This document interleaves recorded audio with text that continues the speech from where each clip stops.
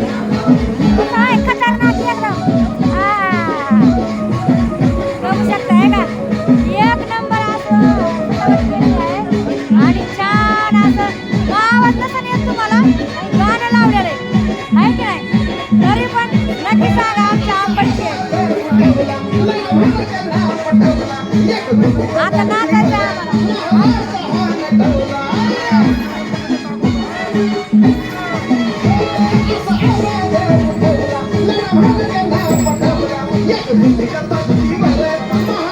मस्त पैकी.